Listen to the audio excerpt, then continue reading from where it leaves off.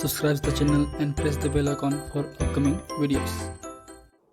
Hello friends, welcome to my channel Pharmacology Concepts by Rajesh Chaudhary, and in this video I will discuss about the basic pharmacology of the sedative hypnotics drugs. I will discuss the basic introduction, classifications of the drug, basic mode of action and the sleep cycles.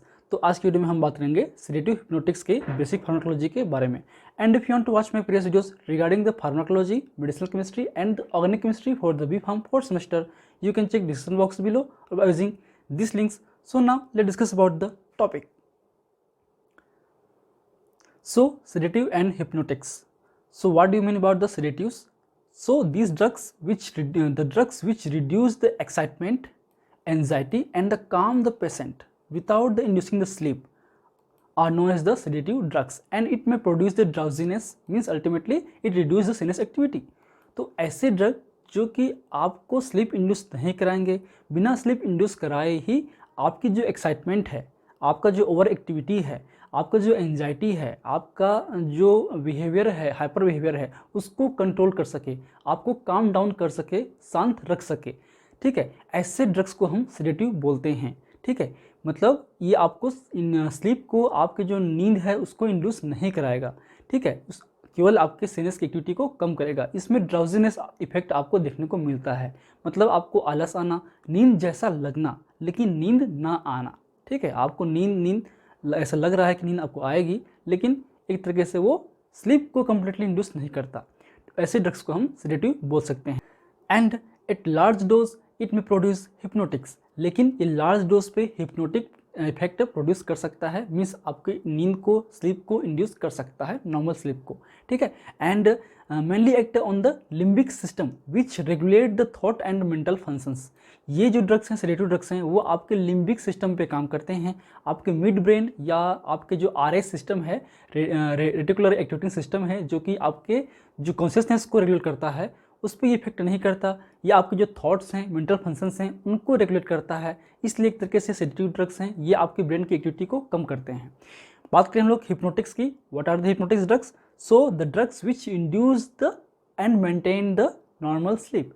ऐसे drug जो कि आपके normal sleep को induce कर सकते हैं या उनको मेंटेन रखते हैं, ऐसे ड्रग को हम हिप्नोटिक्स बोल सकते हैं. हिप्नोटिक्स आप हिप्नोसिस से कंपेयर मत कीजिए.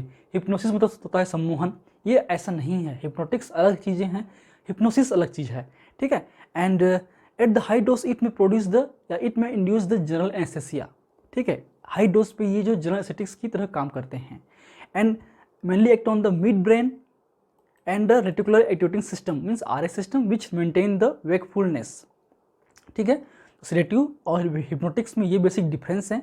इनसे बेसिक्स ऑब्जेक्टिव क्वेश्चंस बन सकते हैं. दोनों ही सीनस एक्टिविटी को डिप्रेस करेंगे, दोनों का मोड ऑफ एक्शन लगभग सिमिलर होगा. ठीक है, लेकिन दोनों का जो डिफनेस है अपने एक्शन का, सीनस एक्टिविटी का, सीनस डिप्रेशन का, वो अलग अलग है. कम डिप्रेशन एक तरह की सेडेटिव है, हाईली डिप्रेस हो गया, आपको नींद आ गई है, तो आपको वो हिप्नोटिक्स हो गया. उससे अधिक हुआ तो ये जनरल एनेस्थेटिक्स हो जाएंगे, बेहोश हो जाएंगे कम्प्लीटली. ठीक है, तो बात करते हैं हम इसके बेसिक क्लासिफिकेशंस की. So the first drug is the barbiturates.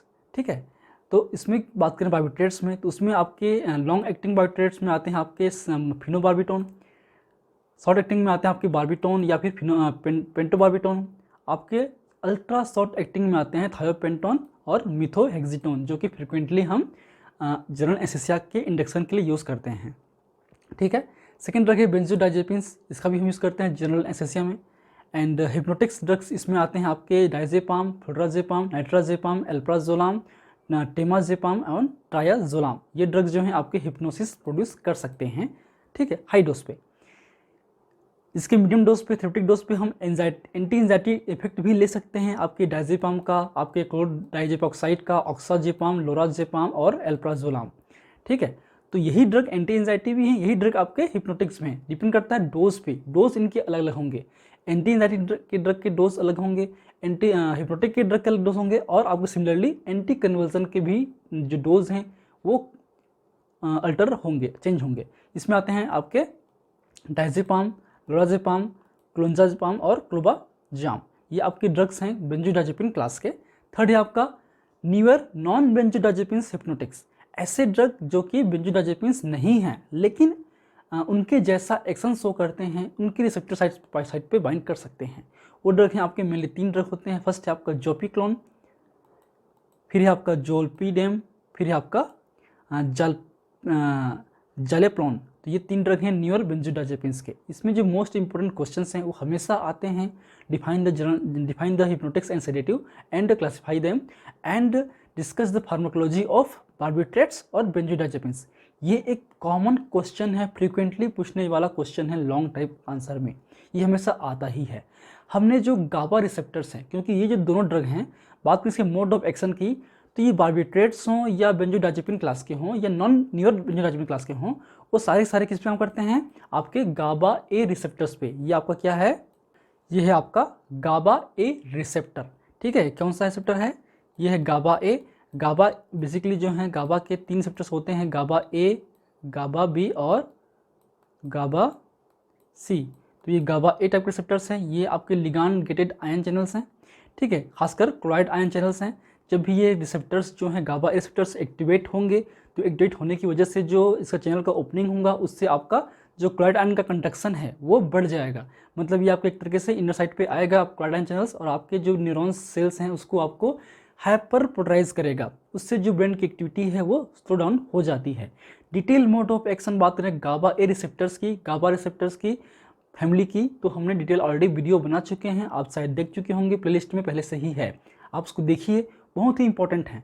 उसके बेस पे सारे जो बार्बिट्रेट्स हैं, बेंजोडाइजेपिन्स हैं, उनके मोड ऑफ एक्शन क्या डिफरेंस होते हैं, क्यों होते हैं, सबको आपको समझ में आने लगेगा। ठीक है, तो गाबा रिसेप्टर्स आप देख सकते हैं, इसमें आपके अल्फा, बीटा, गामा, डेल्टा वगैरह सब यूनिट होते हैं। तो नॉर्मल बात करें तो ये अल्फा, बीटा और गामा इसमें होते हैं। तो बेसिकली आपके अल्फा, बीटा और के साइड पे 2 साइट होते हैं आपके गाबा के। गाबा मतलब गामा एमिनो ब्यूटारिक एसिड, जिस पे आपके गाबा बाइंड कर सकता है इजीली। ठीक है, और 2 मॉलिक्यूल चाहिए इसको एक्टिवेट करने के लिए। ठीक है, जैसे ही वो बाइंड करते हैं वैसे इसका जो कंफर्मेशन है आपके रिसेप्टर्स का वो चेंज होगा, चैनल ओपन होगा और क्लोराइड आयन आपके इंटर करेगा। ठीक है, तो गाबा आपके इंडोजेनियस न्यूरोट्रांसमीटर्स की तरह है, जो कि इनहिबिटरी न्यूरोट्रांसमीटर्स है, गाबा एमिनो ब्यूटारिक एसिड, जो कि एक तरीके से एमिनो एसिड है। ठीक है, अब इस रिसेप्टर्स पे बहुत सारे बाइंडिंग साइट्स होते हैं, आपके बेंजोडाइजेपिन्स के लिए होते हैं, जिसमें आपके बेंजोडाइजेपिन्स बाइंड कर सकते हैं। उसके अलावा उसके जो एंटागोनिस्ट है फ्लुमाजेनिल, वो भी बाइंड कर सकता है। उसके अलावा आपकी इन्वर्स एगोनिस्ट है, वो भी बाइंड कर सकते हैं। उसके अलावा आपका जो न्यूअर बेंजोडाइजेपिन्स हैं, नॉन बेंजोडाइजेपिन्स हैं, वो आपके जोल्पीडेम ही बाइंड कर सकते हैं इस साइट्स पे। इसके अलावा आपके पिरोटिन साइट्स होते हैं, पिरोटॉक्सिन साइट होते हैं, या फिर बार्बिट्रेट साइट्स होते हैं, जिस पे आपके बार्बिट्रेट्स बाइंड कर सकते हैं। इसके अलावा आपके जो इथेनॉल हैं, आपके जितने भी जनरल एसिटिक्स हैं, जैसे कि आपके प्रोपोफॉल है, ठीक है, उसके अलावा जिंक है, ये सब ड्रग के भी आपके इस पे साइट होते हैं जो बाइंड करते हैं और इस रिसेप्टर्स की एक्टिविटी को इंटरफेयर कर सकते हैं। तो बेसिक मोड ऑफ एक्शन क्या होगा, so they activate the GABA A receptors and increase the conduction of chloride ion channels and further cause the hyperpolarisation of the neuron cells and may cause the CNS depressant effect. ठीक है, तो ultimately ये इसका basic mode of action है। अब क्या इनके basic difference हैं बेंजोडाइजेपिन्स के और बार्बिट्रेट्स के, डिटेल फार्माकोलॉजी तो हम बात करेंगे ही नेक्स्ट क्लासेस में। तो बात करें हम गाबा बार्बिट्रेट्स की, वो है आपका गाबा माइमेटिक एक्शन। ये जो बार्बिट्रेट्स है ये गाबा की तरह ही काम करता है, मतलब ये इट्सेल्फ बार्बिट्रेट इट्सेल्फ इसकी साइड पे बाइंड करने के बाद इस चैनल की ओपनिंग को कर सकता है, ओपनिंग कर सकता है। ठीक है, लेकिन आपका जो बेंजोडाइजेपिन्स हैं वो गाबा फैसिलिटेटरी एक्शन है, ये गाबा को फैसिलिटेट करता है बाइंड होने के लिए। मींस बिना गाबा के बेंजोडाइजेपिन्स काम नहीं करते, क्योंकि ये रिसेप्टर्स को ओपन नहीं कर सकते चैनल्स को। ये गाबा को प्रमोट करते हैं बाइंडिंग के लिए, ताकि चैनल ओपन हो सके। तो फ्रीक्वेंसी जो है ये इंक्रीज़ करता है, जबकि टाइम जो है आपके बार्बिट्रेट्स इंक्रीज़ करता है। इसके बात करें मोर न्यूरोलॉजिकल डिप्रेशन, इसका जो एक्टिविटी है डिप्रेशन की वो हाई होती है, जबकि आपके लेस होती है आपके बेंजोडाइजेपिन्स पे।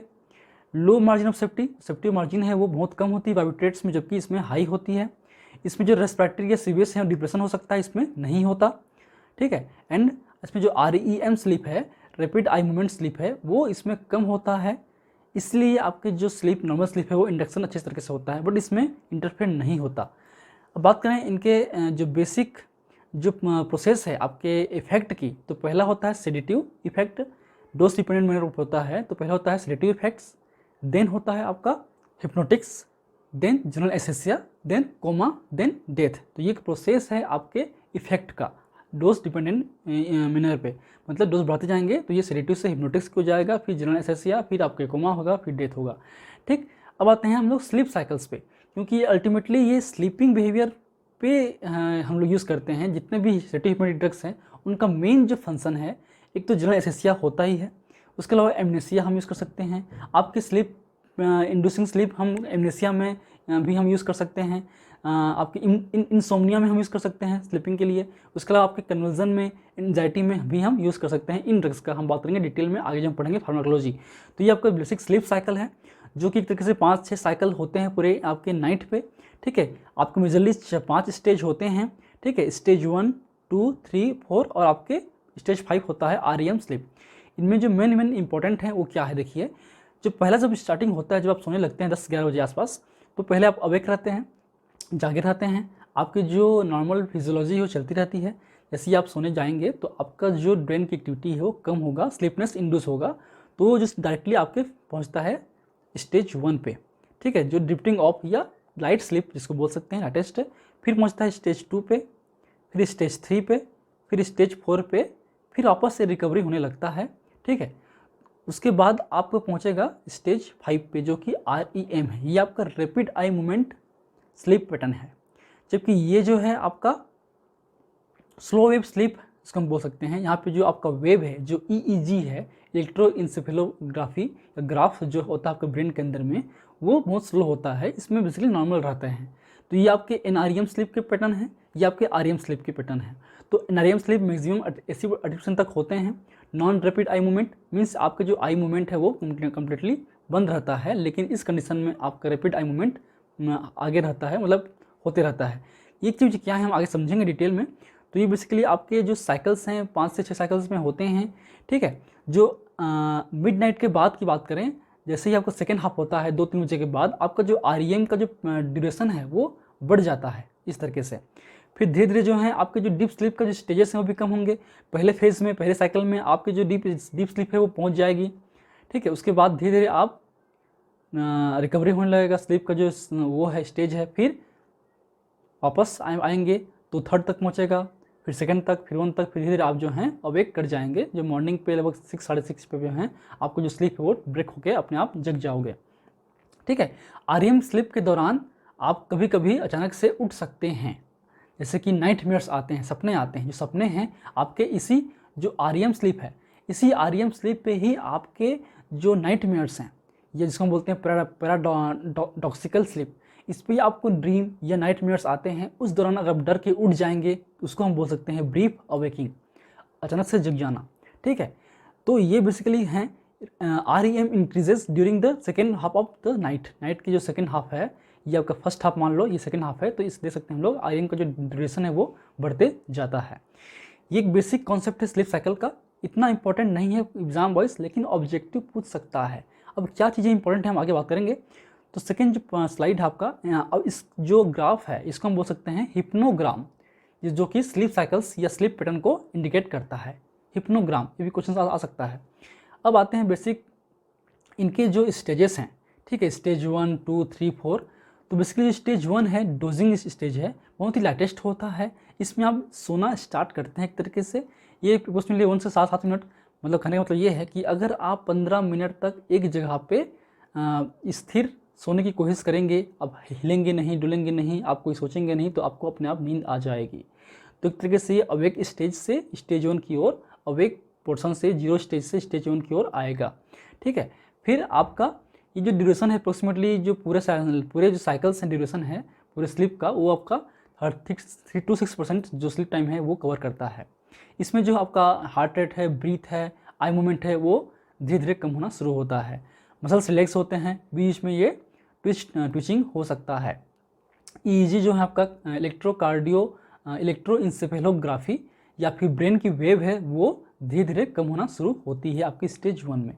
स्टेज 2 की बात करें तो ये इक्विवोकल स्लीप हम जिसको बोल सकते हैं, ये थोड़ा सा लाइट, मतलब इससे कंपेरिजन में थोड़ा सा डीप होता है। ये जो अप्रोक्सीमेटली 10 to 15, 20-25 मिनट के तक होता है। जो अप्रोक्सीमेटली इसका जो टाइम ड्यूरेशन है स्टेज 2 का पूरे साइकिल्स पे, ये आपका होता है 40 to 50%। ठीक है, इसमें जो हार्ट रेट, ब्रीथ है, आई मूवमेंट है, वो मसल रिलैक्स रहेंगे, कम हो जाएंगे। आई मूवमेंट लगभग स्टॉप हो जाएगा, बॉडी टेम्परेचर इसमें कम हो जाएगा और ब्रेन वेव है वो एक्टिविटी स्लो हो जाएगी। इसी पे आपका जो वेव है वो के कॉम्प्लेक्स हैं, स्पिंडल्स हैं, वो आपको दिखने को मिलता है। हम आगे बात करेंगे। आते हैं स्टेज नंबर 3 और 4, लगभग सिमिलर स्टेज हैं, दोनों के जो इफेक्ट हैं वो सेम होंगे। ये डीप स्लीप बोल सकते हैं या फिर सेरेब्रल स्लीप बोल सकते हैं, या और डीप है इससे, लेकिन जो मैक्सिमम हम 3 तक ही पहुँचते हैं। तो इसमें जो बेसिकली 20 to 40 मिनट का होता है स्टेज 2 और 3, क्योंकि वो हर 1.5-2 घंटे में वापस जो है स्टेज जो है साइकिल चलते रहते हैं। Stage 1 to 4 to 5, then 1 to 4 to 5। तो ये जो स्टेज है 1 to 4 to 5, फिर 1 to 3 to 5, ठीक है, 1 to 3 5 है ना, क्योंकि वो डीप नहीं पहुंचता। तो उस तरीके से ये चलते रहते हैं। तो ये आपका जो है इसमें भी हार्ट रेट जो ब्रीथ है बहुत लो रहता है, मसल्स रिलैक्स रहते हैं, ठीक है, ब्रेन वेव स्लो डाउन रहता है। डीपेस्ट स्लीप जिसको हम बोल सकते हैं, ये मोस्टली आपके फर्स्ट साइकिल्स में ही प्रेजेंस होते हैं। अप्रोक्सीमेटली 10 to 20% को ही कवर करता है स्लीप टाइम। जो टाइमिंग है वो सेम होगा, लगभग दोनों मिला के होगा, है ना। और आपका जो हार्ट रेट है सबसे लोएस्ट रहता है, आपके मसल्स रिलैक्स रहते हैं। ब्रेन का जो वेव है ईजी है और कम होने लगता है। बात करें हम लोग स्टेज 5 की, आरईएम की, ये जो पैटर्न्स हैं वो आपके एनआरईएम की हो सकते हैं, है ना। ये तीनों जो हैं आपके non rapid eye movement sleep के हैं, या फिर इसको बोल सकते हैं स्लो वेव स्लीप, इसको बोलते हैं पैराडॉक्सिकल स्लीप, ठीक है। जो रैपिड आई मूवमेंट है इसमें जो ब्रीथिंग है, हार्ट रेट है और बीपी है इंक्रीज हो जाता है, इरेगुलर होता है। इसमें ही आपकी ड्रीमिंग और नाइटमेयर आते हैं आपके आरईएम स्लीप के दौरान, आरईएम स्लीप स्टेज के दौरान। अब देखते हैं जैसे कि कुछ डिफरेंसेस हैं आरईएम और एनआरईएम के। ये बहुत ही इंपॉर्टेंट स्लाइड है, इससे क्वेश्चंस आते हैं फ्रिक्वेंटली। बात करें आई मूवमेंट की तो रैपिड या नॉन रैपिड। बात करें ईईजी की, ठीक है, तो आपका ये सिमिलर टू द अलर्ट और अवेक पर्सन, जो आप जागे रहते हैं उसमें जो आपका ईजी होगा वो सेम होगा। इसमें स्लो वेव मिलेगा आपको, वी वेव मिलेगा आपको, के कॉम्प्लेक्स मिलेगा, स्पिंडल्स मिलेंगे, ठीक है। बात करें वाटर फंक्शंस की, आपके हार्ट की, आपके ब्रीथ की, तो इसमें आपके रेगुलर होते हैं जबकि इसमें नॉर्मल स्टेबल होते हैं। बॉडी फंक्शन की बात करें तो मसल्स ट्विचेस हो सकते हैं, इसमें मसल्स रिलैक्स होते हैं आपके कम्प्लीटली। ड्रीमिंग की बात करें तो आप आरईएम स्लीप में कॉमन रहते हैं, ठीक है, जो कि आपको याद रहते हैं। लेकिन एनआरईएम स्लीप में अगर आप कोई भी सपना देखते हैं तो आपको याद नहीं रहता। आप डीप स्लीप से अगर उठते हैं, ठीक है, तब आपको उसको सपना को याद नहीं रहता। लेकिन जो आप सुबह सुबह सपने देखते हैं, जब आप जगने से पहले सपने देखते हैं, उस चीज़ें ही कुछ पॉइंट जो है आपको याद रहता है। बात करें ओरेजल की तो hard to arousal but wake up spontaneously. इस समय आपको नींद नहीं खुलेगी जनरली, लेकिन अगर नाइटमेयर्स आते हैं, कुछ कंडीशन ऐसे होते हैं तो आपको ब्रीफ अवेक मतलब स्पॉन्टेनियसली आप जग जाते हैं इस दौरान, ठीक है। लेकिन ये इजी नहीं होता। बट इसमें केस में बात करें हम लोग एनआरईएम स्लीप के केस में, तो जैसे ही आपका ग्राफ जो है इस तरीके से आपका बनता है ग्राफ स्लीप का, तो इस टाइम जो है आप इजीली उठ सकते हैं, है ना। एनआरईएम स्लीप के जो लास्ट पोर्शन में आप इजीली जो है अवेक कर सकते हैं नॉर्मली, ठीक है। बात करें स्लीप परसेंटेज की तो अप्रॉक्सीमेटली 20% आपका जो स्लीप टाइम है वो आरईएम कवर करता है, जबकि आपका एनआरईएम करता है 80%। बात करें कुछ अदर फीचर्स की तो इसमें जो 4 स्टेजेस होते हैं must pass through this type of sleep test, ठीक है। बात करें हम ईईजी की तो ये ईईजी पैटर्न है, समझने के लिए है किस तरीके से होता है। तो ये आपके ब्रेन की ईईजी है, ब्रेन के वेव्स हैं, ठीक है। तो ये वेव्स जो है आपका अल्फा, थीटा, डेल्टा, ये सब वेव्स होते हैं। तो बेसिकली बात करें हम लोग स्लीप स्टेज पे, ये वेक अवेक स्टेजेस हैं, मतलब आप जगह रहते हैं, उसमें आपकी ईजी इस तरीके से दिखाई देती है। जो अल्फा वेव है वो होता है अप्रोक्सीमेटली, जो फ्रिक्वेंसी होती है आपकी 8 to 12 हर्ज की, हम बोलते हैं ना स्लो वेव, तो ये धीरे धीरे कम होगा। फिर आपका जो बातें हम लोग एनआरईएम का है, सारे एनआरईएम में हैं, तो ये आपका है स्टेज 1। स्टेज 1 पे जो है आपका थीटा वेव है जो 4 से 7 हर्ज पे काम करता है थीटा। स्टेज 2 पे बेसिकली आपका स्लीप स्पिंडल्स, ये आपके जो हैं ये स्पिंडल्स हैं। के कॉम्प्लेक्स ये आपका जो है ये जो है पैटर्न या के कॉम्प्लेक्स हैं, ठीक है, जो कि अप्रोक्सीमेटली 12 to 12 हर्ज तक इसका फ्रिक्वेंसी रहती है। स्टेज 3 में फिर आपका स्लो डाउन होगा वेव, इसमें जो एनआरईएम है वो आपका डेल्टा होगा 0 to 3 हर्ज पे। फिर फोर्थ पे भी सेम रहेगा डेल्टा 3 to हर्ज पे। फिर आपका आरईएम है, इसमें इरेगुलर रहता है, इसमें आपका अल्फा बीटा थीटा तीनों प्रेजेंस हो सकते हैं। तो ये भी क्वेश्चंस आपके आते हैं कि के कॉम्प्लेक्स, स्पिंडल्स वगैरह वी कॉम्प्लेक्स किस में पाए जाते हैं वेव, ये बनते हैं आपके स्टेज 2 में एनआरईएम स्लीप के दौरान। आरईएम पे डेल्टा, अल्फा और थीटा दोनों होते हैं, डेल्टा, अल्फा, बीटा और थीटा।